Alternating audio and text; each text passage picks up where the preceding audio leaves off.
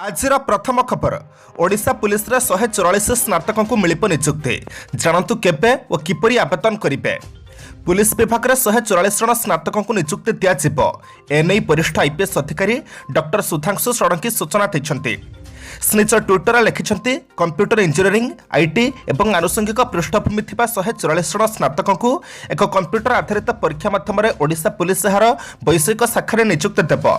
एथिलागि online रे आवेदन करिबाकू पड़िबो। इच्छुक प्रार्थी मानकू डिसेंबर 13 तारिख दिन 9 2022 जनवरी 2 तारिख मध्यरात्रि भितर आवेदन करिबाकू हेबो। केवल ऑनलाइन आवेदन गुड़िक ग्रहण कर Odisha state police housing and welfare corporation रो सीएमडी डॉक्टर सुधांशु षडंगी सूचना देइछन्ते। परवर्ती खबर राज्य खाद्य सुरक्षा योजना हिताधिकारी को 4 मास मागणा चाउल मिलिबो। राज्य खाद्य सुरक्षा योजनार हिताधिकारी को 4 मास मागणा चाउल देवे ओडिशा सरकार। यह घोषणा करिसेंती मुख्यमंत्री नवीन पट्टनायक। प्रचलित कोविड-19 महामारी को दृष्टि रखी ओडिशा सरकार राज्य खाद्य सुरक्षा योजनार हिताधिकारी को आसंता वर्ष मार्च पर्यंत 4 मास पई अधिक चाउल बंटन करिवे। मुख्यमंत्री नवीन पट्टनायक निर्देश अनुसार यह योजनार प्रत्येक हिताधिकारी चलित डिसेंबर मासरू 2022 मार्च पर्यंत प्रति मास अतिरिक्त 5 किलोग्राम चाउल पाइबे। एथिपाई राज्य सरकार मोट 18,310.640 टन चाउल देवे। प्रति मासरे 4,578 टन चाउल जोगाई दिज्व।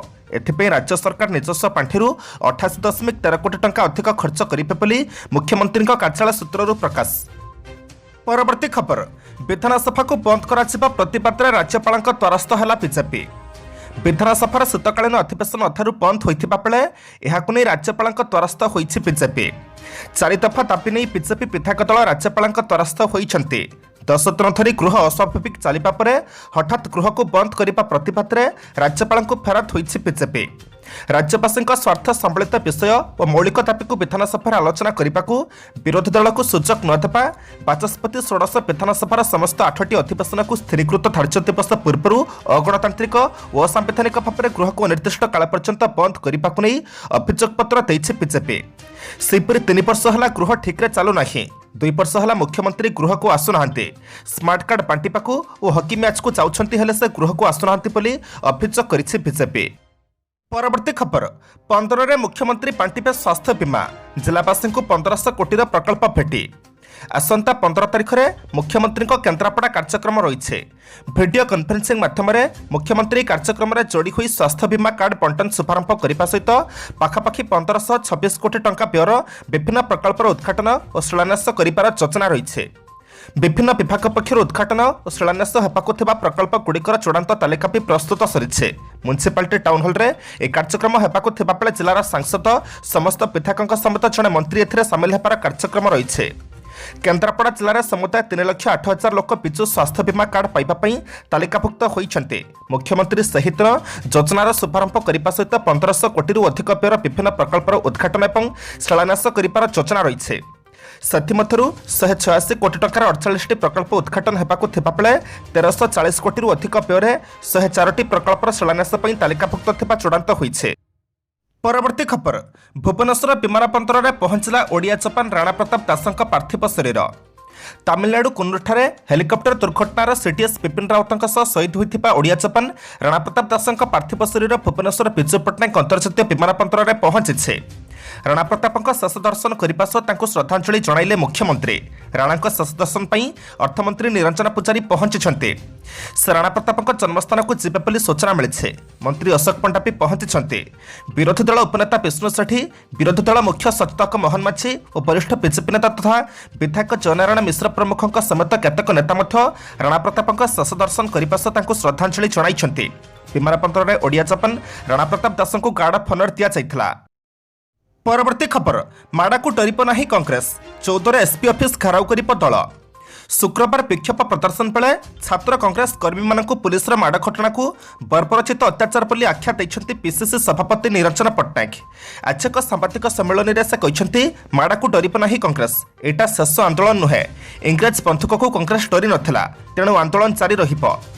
कहा अनुमति पुलिस कांग्रेस कार्यालय भितर पशि बाड़ेला बोली से प्रश्न करिसेंते। ठीक सेहीपरि विधायक नरसिंह मिश्र कहते छात्र कांग्रेस कर्मी मानकू गोड़े पिटिबा और मुंड फटाइबा अधिकार पुलिस को दिया जाइने। दायित्व थिबा पुलिस अधिकारी बोध हुए आईन पढ़ी नाहांती किंबा सरकारी चापरे बेआईन काम करुछन्ते। এই ঘটনার বিচার বিভাগীয় তদন্ত করা দাবি করেছে কংগ্রেস। এই ঘটনার প্রতিবাদে আগামী 14 তারিখে দল পক্ষ রাজ্যের সবু এসপি অফিস ঘেরাও করা পিসিসি সভাপতি নিরঞ্জন পট্টনায়ক। পরবর্তী খবর, স্মার্ট স্কুলরে নাহি পিଇବା পানি, খরচ 1.1 কোটি। ধর্মশালা ব্লক কଣ୍ଟିଆରେ ଥିବା ପଞ୍ଚାୟତ ହିଙ୍ଗୁଳା ସରକାରୀ ବିଦ୍ୟାଳୟକୁ ସ୍ମାର୍ଟ ସ୍କୁଲ ଯୋଜନାରେ ସାମିଲ କରି ଲକ୍ଷ ଲକ୍ଷ ଟଙ୍କା ବ୍ୟୟରେ ସୌନ୍ଦର୍ଯ୍ୟକରଣ କରାଯାଇଛି। ତେବେ ରୂପାନ୍ତରଣ କାର୍ଯ୍ୟରେ ଦୁର୍ନୀତି ହୋଇଥିବା ଅଭିଯୋଗ ହୋଇଛି। ମୋ ସରକାରଙ୍କ ପକ୍ଷରୁ ସ୍ମାର୍ଟ ସ୍କୁଲ ବାବଦରେ 60 ଲକ୍ଷ ଟଙ୍କା ମଞ୍ଜୁର ହୋଇଥିବା ବେଳେ ମନରେଗାରେ 50 ଲକ୍ଷ ଟଙ୍କା ଖର୍ଚ୍ଚ ହୋଇଛି। ମୋଟ 1 କୋଟି 10 ଲକ୍ଷ ଟଙ୍କା ଖର୍ଚ୍ଚ ହୋଇଥିଲେ ବି ବିଦ୍ୟାଳୟର ଛାତ୍ରଛାତ୍ରୀଙ୍କୁ ବିଶୁଦ୍ଧ ପାନୀୟ ଜଳ ମିଳୁନାହିଁ। ଏଠାରେ ଟାଙ୍କି ଅଛି, ଟ୍ୟାପ୍ ବି ଲାଗିଛି, କିନ୍ତୁ ପାଣି ଆସୁନି। 720 ଛାତ୍ରଛାତ୍ରୀ ଓ ଶିକ୍ଷକ ଶିକ୍ଷୟିତ୍ରୀ ପିଇବା ପାଣି ଲାଗି ଏକମାତ୍ର ନଳକୂପ ଉପରେ ନିର୍ଭର କରୁଛନ୍ତି। ଅଥଚ ପିଇବା ପାଣି ଲାଗି ସ୍ମାର୍ଟ ସ୍କୁଲରେ 3 ଲକ୍ଷ ଟଙ୍କା ବିଲ୍ ହୋଇଛି। ବିଦ୍ୟାଳୟର ପ୍ରଧାନ ଶିକ୍ଷକ କହିଛନ୍ତି ପିଇବା ପାଣି ଲାଗି ଠିକାଦାର କିଛି କରିନାହାନ୍ତି। ପରବର୍ତ୍ତୀ ଖବର, ବିଶ୍ୱସ୍ତରୀୟ ଏସ୍ସିବି ନିର୍ମାଣ ଦାୟିତ୍ୱ ନେବ ଏଲ୍ଏନ୍ଟି। ବିଶ୍ୱସ୍ତରୀୟ ଏସ୍ସିବି ମେଡିକାଲ ନିର୍ମାଣ କାର୍ଯ୍ୟ ଆରମ୍ଭ ପାଇଁ ବାଟ ଫିଟିଛି। ଖୁବ୍ ଶୀଘ୍ର ଆରମ୍ଭ ହେବ ଏହାର ନିର୍ମାଣ କାର୍ଯ୍ୟ। ଏଲ୍ଏନ୍ଟି ସଂସ୍ଥାକୁ ଏହାର କାର୍ଯ୍ୟାଦେଶ ଦିଆଯାଇଛି। ପ୍ରଥମ ପର୍ଯ୍ୟାୟରେ 2600 କୋଟି ଟଙ୍କାର କ୍ଲିନିକାଲ କୋଠା ପାଇଁ କାର୍ଯ୍ୟ ଚଳିତ ମାସ ସୁଦ୍ଧା ଆରମ୍ଭ ହେବ ବୋଲି ଜଣାପଡ଼ିଛି। ଓଡ଼ିଶା ସେତୁ ଓ ନିର୍ମାଣ ନିଗମ ଅର୍ଥାତ୍ ଓବିସିସି ପକ୍ଷରୁ ଏସ୍ସିବି ଏମ୍ସ ପ୍ଲସ୍ ଯୋଜନାରେ କାର୍ଯ୍ୟ ହାତକୁ ନିଆଯାଇଥିବା ବେଳେ କ୍ଲିନିକାଲ କୋଠା ପାଇଁ 4ଟି 11 ମହଲା ବିଶିଷ୍ଟ 4ଟି ବ୍ଲକ୍ ତିଆରି କରାଯିବ।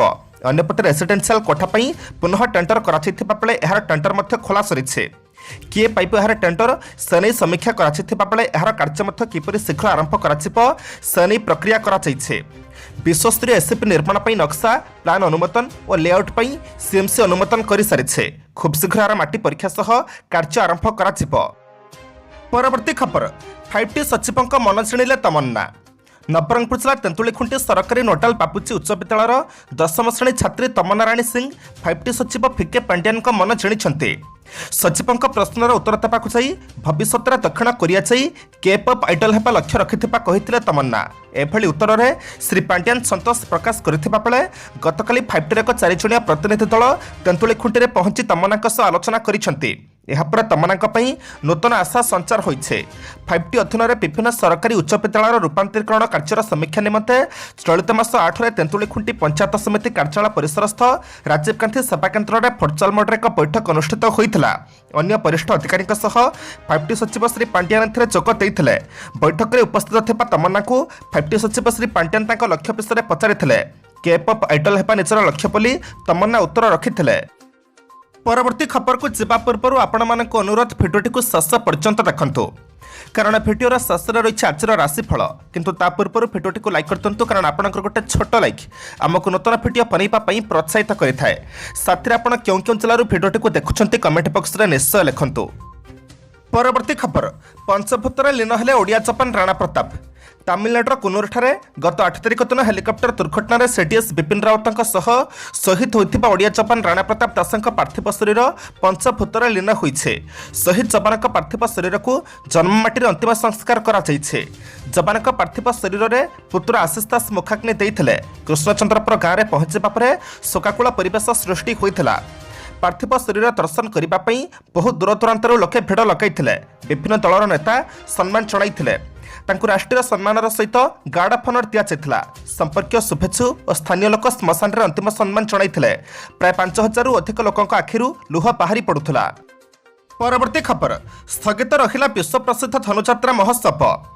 ସ୍ଥଗିତ ରହିଲା ବରଗଡ଼ର ବିଶ୍ୱ ପ୍ରସିଦ୍ଧ ଧନୁଯାତ୍ରା ମହୋତ୍ସବ। ଡିସେମ୍ବର ଗାଇଡଲାଇନକୁ ନେଇ ଧନୁଯାତ୍ରାକୁ ସ୍ଥଗିତ ରଖାଯାଇଥିବା ବେଳେ ଜାନୁଆରୀ ମାସର ଗାଇଡଲାଇନ ଆସିଲେ ପରବର୍ତ୍ତୀ ନିଷ୍ପତ୍ତି ନିଆଯିବ। ବରଗଡ଼ ଜିଲ୍ଲାପାଳଙ୍କ ସମ୍ମିଳନୀ କକ୍ଷରେ ବସିଥିବା ବୈଠକରେ ଏହି ନିଷ୍ପତ୍ତି ନିଆଯାଇଛି। ଜିଲ୍ଲାପାଳ ତଥା ଧନୁଯାତ୍ରା କମିଟି ଅଧ୍ୟକ୍ଷ ମନୀଷା ବାନାର୍ଜୀଙ୍କ ଅଧ୍ୟକ୍ଷତାରେ ଅନୁଷ୍ଠିତ ଏହି ବୈଠକରେ ଡିସେମ୍ବର ଗାଇଡଲାଇନ ଅନୁସାରେ ଧନୁଯାତ୍ରା ଆୟୋଜନ ସମ୍ଭବ ନୁହେଁ ବୋଲି ନିଷ୍ପତ୍ତି ନିଆଯାଇଛି। ଦୀର୍ଘ 11 ଦିନ ଧରି ଚାଲୁଥିବା ଏହି ମହୋତ୍ସବରେ ହଜାର ହଜାର ଲୋକଙ୍କ ସମାଗମ ହୋଇଥାଏ। ତେଣୁ ବର୍ତ୍ତମାନ ପାଇଁ ଯାତ୍ରାକୁ ସ୍ଥଗିତ ରଖାଗଲା ବୋଲି ଜିଲ୍ଲାପାଳ କହିଛନ୍ତି। ତେବେ ଜାନୁଆରୀରେ ରାଜ୍ୟ ସରକାରଙ୍କ ଗାଇଡଲାଇନ ଆସିବା ପରେ ବିଚାର କରାଯିବ ଏବଂ ପୁଣି ବୈଠକ ବସି ନିଷ୍ପତ୍ତି ନିଆଯିବ ବୋଲି ଧନୁଯାତ୍ରା କମିଟିର ଆବାହକ କହିଛନ୍ତି। କୋଭିଡ୍ ଗାଇଡଲାଇନ ଅନୁଯାୟୀ ଧନୁଯାତ୍ରା ସମ୍ଭବ ନୁହେଁ। ବର୍ତ୍ତମାନ ପାଇଁ ଏହାକୁ ସ୍ଥଗିତ ରଖାଯାଇଛି। ଜାନୁଆରୀ ଗାଇଡଲାଇନ ଆସିବା ପରେ ପୁନଃ ବିଚାର କରାଯିବ ବୋଲି ବରଗଡ଼ ଧନୁଯାତ୍ରା କମିଟି ଅଧ୍ୟକ୍ଷ ତଥା ବରଗଡ଼ ଜିଲ୍ଲାପାଳ ମନୀଷା ବାନାର୍ଜୀ କହିଛନ୍ତି। ପରବର୍ତ୍ତୀ ଖବର, ଭାରତୀୟ ପାଇଲଟ ହେଲିକପ୍ଟର ଉଡ଼ି ଜାଣି ନାହାନ୍ତି, ଚୀନ ଗଣମାଧ୍ୟମ। ତାମିଲନାଡୁର କୁନୁରଠାରେ ହୋଇଥିବା ସେନା ହେଲିକପ୍ଟର ଦୁର୍ଘଟଣାରେ ପ୍ରାଣ ହରାଇଥିବା ଭାରତର ପ୍ରତିରକ୍ଷା ମୁଖ୍ୟ ଅର୍ଥାତ୍ ସିଡିଏସ୍ ଜେନେରାଲ ବିପିନ ରାୱତଙ୍କୁ କେବଳ ଭାରତ ନୁହେଁ ବିଶ୍ୱର ବିଭିନ୍ନ ଦେଶରୁ ଶୋକବାର୍ତ୍ତା ପହଞ୍ଚିବାରେ ଲାଗିଛି। କେତେକ ଦେଶର ରାଷ୍ଟ୍ରପତି ପ୍ରଧାନମନ୍ତ୍ରୀ ସେନା ମୁଖ୍ୟଙ୍କ ତରଫରୁ ଶୋକବାର୍ତ୍ତା ଆସିଛି। ଏପରିକି ପାକିସ୍ତାନ ସରକାର ଓ ସେନା ମଧ୍ୟ ଶୋକବାର୍ତ୍ତା ଜଣାଇଛନ୍ତି। କିନ୍ତୁ ଚୀନ ସରକାରଙ୍କ ତରଫରୁ ସେପରି କୌଣସି ଔପଚାରିକ ଶୋକବାର୍ତ୍ତା ଆସିନାହିଁ। କେବଳ ଭାରତରେ ଅବସ୍ଥାପିତ ଚୀନ ରାଷ୍ଟ୍ରଦୂତ ସୁନ୍ ୱେଡଙ୍ଗ ଏକ ଟ୍ୱିଟ୍ କରି ନିଜର କର୍ତ୍ତବ୍ୟ ସାରି ଦେଇଛନ୍ତି। ଚୀନ ସରକାର ଶୋକବାର୍ତ୍ତା କ'ଣ ପଠାଇବେ? ଚୀନର ସରକାରଙ୍କ ମୁଖପାତ୍ର ଗ୍ଲୋବାଲ ଟାଇମ୍ସରେ ଦୁର୍ଘଟଣାକୁ ନେଇ ତାତ୍ସଲ୍ୟ କରାଯାଇଛି। ଗ୍ଲୋବାଲ ଟାଇମ୍ସରେ ପ୍ରକାଶିତ ଏକ ଲେଖାରେ କୁହାଯାଇଛି ଯେ ହେଲିକପ୍ଟର ଦୁର୍ଘଟଣା ଭାରତୀୟ ସେନାର ଦୁର୍ବଳତାକୁ ପଦାରେ ପକାଇ ଦେଇଛି। ଦୁର୍ଘଟଣାଗ୍ରସ୍ତ ହୋଇଥିବା MH17 V5 ହେଲିକପ୍ଟର ଏକ ଅତ୍ୟାଧୁନିକ ହେଲିକପ୍ଟର। ଯାନ୍ତ୍ରିକ ତ୍ରୁଟି କାରଣରୁ ଏହା ଦୁର୍ଘଟଣାଗ୍ରସ୍ତ ହେବା ବିଶ୍ୱାସଯୋଗ୍ୟ ନୁହେଁ, ଏଣୁ ଏହା ମାନବୀୟ ତ୍ରୁଟି କାରଣରୁ ହୋଇଛି। ଭାରତୀୟ ସେନାର ତାମିଲରେ ଅନେକ ଦୁର୍ବଳତା ରହିଛି। ପରବର୍ତ୍ତୀ ଖବର, ମମତାଙ୍କ ମହିଳା କାର୍ଡ। ଗୋଆରେ ମହିଳାଙ୍କୁ ମାସକୁ 5,000 ଟଙ୍କା ଦେବା ପାଇଁ ଘୋଷଣା କଲା ତୃଣମୂଳ କଂଗ୍ରେସ। ଗୋଆରେ ପ୍ରବେଶ କରିବା ଲାଗି ଉଦ୍ୟମ କରୁଥିବା ତୃଣମୂଳ କଂଗ୍ରେସ ବିଧାନସଭା ନିର୍ବାଚନର ଅବ୍ୟବହିତ ପୂର୍ବରୁ ସେଠାକାର ମହିଳାମାନଙ୍କ ପାଇଁ ଗୃହଲକ୍ଷ୍ମୀ ଯୋଜନା ଘୋଷଣା କରିଛି। ଭୋଟ ପାଇ କ୍ଷମତାକୁ ଆସିଲେ ଏହି ଯୋଜନା ଲାଗୁ କରିବ ବୋଲି ଦଳ ପକ୍ଷରୁ ପ୍ରତିଶ୍ରୁତି ଦିଆଯାଇଛି। ଏହି ଯୋଜନା ଲାଗୁ ହେଲେ ରାଜ୍ୟର 3.5 ଲକ୍ଷ ମହିଳାଙ୍କ ଜମାଖାତାକୁ ପ୍ରତି ମାସରେ 5,000 ଟଙ୍କା ଡାଇରେକ୍ଟ ଟ୍ରାନ୍ସଫର କରାଯିବ। ତୃଣମୂଳ କଂଗ୍ରେସ ଘୋଷଣା କରିଛି ଏହି ଡାଇରେକ୍ଟ ଟ୍ରାନ୍ସପୋର୍ଟ ଯୋଜନା ଅନୁସାରେ ପ୍ରତି ପରିବାରର ମହିଳା ମାସକୁ 5,000 ଟଙ୍କା ଲେଖାଏଁ କରି ବର୍ଷକୁ 60,000 ଟଙ୍କା ପାଇବେ। ଏହା ହେଉଛି ଗୋଆର 3.5 ଲକ୍ଷ ପରିବାରକୁ ପ୍ରତିଶ୍ରୁତି ଦିଆଯାଇଥିବା ସୁନିଶ୍ଚିତ ମାସିକ ଆୟ ଯୋଜନା। ଦଳ କହିବା ଅନୁସାରେ ଏହି ଯୋଜନାରେ ସରକାର ପ୍ରାୟ 1,500ରୁ 2,000 କୋଟି ବ୍ୟୟ କରିବେ, ଯାହାକି ରାଜ୍ୟ ବଜେଟ୍ର 6%ରୁ 8% ହୋଇପାରେ। ପରବର୍ତ୍ତୀ ଖବର, ଆଫଗାନିସ୍ତାନ ଲୋକଙ୍କ ପାଇଁ ଔଷଧ ପଠାଇଲା ଭାରତ। ଆଫଗାନିସ୍ତାନକୁ ମାନବୀୟ ସହାୟତା ପଠାଇଛି ଭାରତ। ଗତକାଲି କାବୁଲରୁ 94 ଆଫଗାନ ଶିଖ ଓ ହିନ୍ଦୁ ଏବଂ 10 ଜଣ ଭାରତୀୟଙ୍କୁ ନେଇ ଆସିଥିବା ସ୍ୱତନ୍ତ୍ର ବିମାନ ଔଷଧ ଓ ଡାକ୍ତରୀ ଉପକରଣ ସହ କାବୁଲ ଫେରିଯାଇଛି। କାବୁଲରେ ଥିବା ବିଶ୍ୱ ସ୍ୱାସ୍ଥ୍ୟ ସଂଗଠନର ଅଧିକାରୀମାନଙ୍କୁ ଏହି ଔଷଧ ହସ୍ତାନ୍ତର କରାଯିବ। ଏହି ବିମାନରେ ଭାରତ ସରକାରଙ୍କ ପକ୍ଷରୁ ମୋଟ 1.6 ମେଟ୍ରିକ୍ ଟନ୍ ଜୀବନ ରକ୍ଷାକାରୀ ଔଷଧ ରହିଛି। ଭାରତର ଏହି ସହାୟତାକୁ ନୂଆଦିଲ୍ଲୀରେ ଥିବା ଆଫଗାନ ରାଷ୍ଟ୍ରଦୂତ ପ୍ରଶଂସା କରିବା ସହ ଆଫଗାନିସ୍ତାନ ଲୋକଙ୍କ ପାଇଁ ଭାରତର ଲୋକଙ୍କ ଉପହାର ବୋଲି କହିଛନ୍ତି। ଗତ ଅଗଷ୍ଟ ମାସରେ ତାଲିବାନ ଦ୍ୱାରା ଆଫଗାନିସ୍ତାନ ଦଖଲ ପରେ ପ୍ରଥମ ଥର ପାଇଁ ଭାରତ ପକ୍ଷରୁ ମାନବୀୟ ସହାୟତା ପଠାଯାଇଛି। ଆଫଗାନିସ୍ତାନର ତାଲିବାନ ସରକାରକୁ ଭାରତ ଏପର୍ଯ୍ୟନ୍ତ ସ୍ୱୀକୃତି ଦେଇନଥିଲେ ବି ମାନବୀୟ ସହାୟତା ଦେବାକୁ ପୂର୍ବରୁ ଘୋଷଣା କରିଥିଲା। ପରବର୍ତ୍ତୀ ଖବର, ଅଲିଉଡ୍ ସହ ବଲିଉଡରେ କାମ କରିବା ହେବ ସହଜ। କଟକରେ ଖୋଲିଲା Xavier college of film and television. ଚଳଚ୍ଚିତ୍ର ସମ୍ପର୍କିତ ଶିକ୍ଷା ଗ୍ରହଣ କରିବାକୁ ଏଣିକି ଆଉ ରାଜ୍ୟ ବାହାରକୁ ଯିବାକୁ ପଡ଼ିବନି, କାରଣ ଓଡ଼ିଶାରେ ଏନି ଏକ ନୂଆ ପଦକ୍ଷେପ ନେଇଛି ଜାଭିୟର ଗ୍ରୁପ ଅଫ୍ ଇନଷ୍ଟିଚ୍ୟୁଟ୍। କଟକରେ ଜାଭିୟର ଖୋଲିଛି Xavier college of film and television. ଓଡ଼ିଶାରେ ଚଳଚ୍ଚିତ୍ର ସମ୍ପର୍କିତ ନିର୍ମାଣ ଶିକ୍ଷା ପାଇଁ ଏକ ପୂର୍ଣ୍ଣାଙ୍ଗ ଶିକ୍ଷାନୁଷ୍ଠାନ କଟକ ଲିଙ୍କ ରୋଡଠାରେ Xavier college of film and television ଆରମ୍ଭ ହୋଇଛି। ଏଠାରେ ରହିଛି ସିନେମାଟୋଗ୍ରାଫି, ସାଉଣ୍ଡ ଡିଜାଇନ୍ ଓ ଫିଲ୍ମ ଆଣ୍ଡ ଭିଡିଓ ଏଡିଟିଂ ପରି 3ଟି ମୁଖ୍ୟ ବିଭାଗ। ଭାରତର ବଡ଼ ବଡ଼ ସହରଗୁଡ଼ିକରେ ଥିବା ଚଳଚ୍ଚିତ୍ର ଶିକ୍ଷାନୁଷ୍ଠାନଗୁଡ଼ିକରେ ଚଳଚ୍ଚିତ୍ର ଶିକ୍ଷା ପାଇଁ ବର୍ଷିକିଆ ଡିପ୍ଲୋମା କୋର୍ସ ରହିଛି। ଏହାକୁ ଦୃଷ୍ଟିରେ ରଖି ଜାଭିୟର ମଧ୍ୟ ବର୍ଷିକିଆ ଡିପ୍ଲୋମା କୋର୍ସ ଆରମ୍ଭ କରିଛି। ଏଠାରେ ଛାତ୍ରଛାତ୍ରୀଙ୍କୁ ଉତ୍ତୀର୍ଣ୍ଣ ପରେ ଆତ୍ମନିର୍ଭରଶୀଳ କରିବାକୁ ରାଜ୍ୟ ତଥା ରାଜ୍ୟ ବାହାରେ ଥିବା ବିଭିନ୍ନ ଫିଲ୍ମ ଇଣ୍ଡଷ୍ଟ୍ରିରେ ନିଯୁକ୍ତି ସୁଯୋଗ ଦିଆଯିବ ବୋଲି ଶିକ୍ଷାନୁଷ୍ଠାନ ପକ୍ଷରୁ କୁହାଯାଇଛି। ଏ ବାବଦରେ ଅଧିକ ସୂଚନା ପାଇବାକୁ www.xcfti.com କୁ କ୍ଲିକ୍ କରନ୍ତୁ। ଆଜି ଡିସେମ୍ବର ମାସ 12 ତାରିଖ ରବିବାର। ଏବେ ଆମେ ଜାଣିବା 12ଟି ରାଶିର ସମ୍ପୂର୍ଣ୍ଣ ରାଶିଫଳ। ମେଷ ରାଶି, ସମ୍ପର୍କୀୟଙ୍କ ବିରୋଧାଚରଣ ଓ ଅସହଯୋଗ ଆପଣଙ୍କ କାମରେ ପ୍ରତିବନ୍ଧକ ସୃଷ୍ଟି କରିବ, କିନ୍ତୁ କାର୍ଯ୍ୟଟି ନିର୍ଦ୍ଦିଷ୍ଟ ସମୟରେ ସରିବାରେ ଅସୁବିଧା ହେବ ନାହିଁ। ଶୁକ୍ରଙ୍କ ସୁପ୍ରଭାବରୁ ଅର୍ଥ ଓ ଭୋଗବିଳାସ ସମ୍ପର୍କିତ ଦ୍ରବ୍ୟମାନଙ୍କ ପ୍ରତି ଆଗ୍ରହୀ ହେବେ। ବନ୍ଧୁମାନଙ୍କ ସହ ମଧୁର ସ୍ମୃତିର ସୁମଧୁର ଅନୁଭୂତିକୁ ନେଇ ଦିନଟିକୁ ବିତାଇବେ। ବୃଷ ରାଶି, ସ୍ୱାସ୍ଥ୍ୟ ସମସ୍ୟା ଦୁଶ୍ଚିନ୍ତାର କାରଣ ହୋଇପାରେ, ଯାହାକି କର୍ମକ୍ଷେତ୍ରକୁ ପ୍ରଭାବିତ କରିବ। ବାଣିଜ୍ୟ, ବ୍ୟବସାୟ, କଳା, ସାହିତ୍ୟ, ସଙ୍ଗୀତ କ୍ଷେତ୍ରରେ ଆଦୃତି ଲାଭ କରିବେ।